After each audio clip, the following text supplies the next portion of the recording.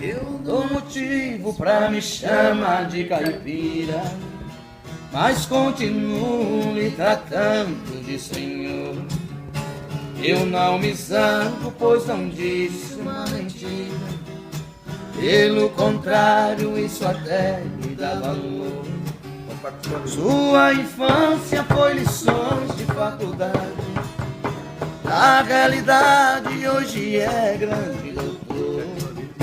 Não tive estudo, minha escola foi trabalho, desbravando meu sertão no interior.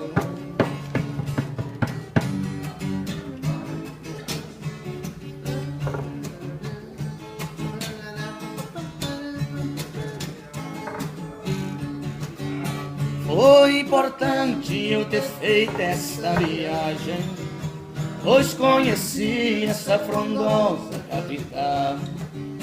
Estou surpreso vendo tanta aparelhagem.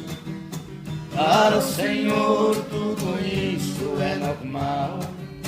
Sou o paciente que o destino lhe oferece. Não me conhece como um profissional. Lá onde eu moro, o Senhor se sentiria como eu me sinto aqui nesse hospital.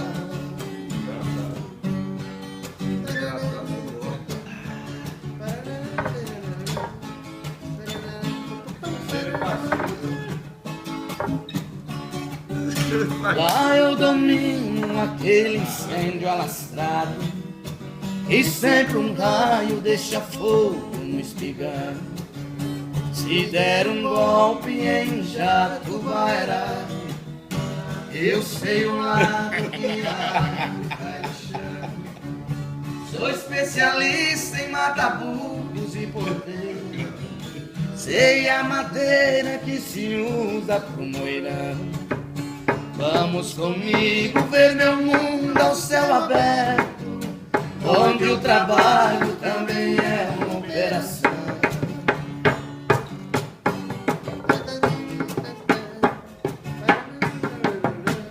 Câmera 360.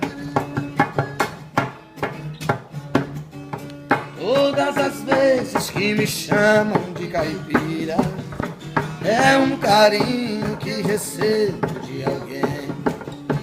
É uma prova que a pessoa me admira e nem calcula o prazer que a gente tem. Doutor, agora nós já somos bons amigos.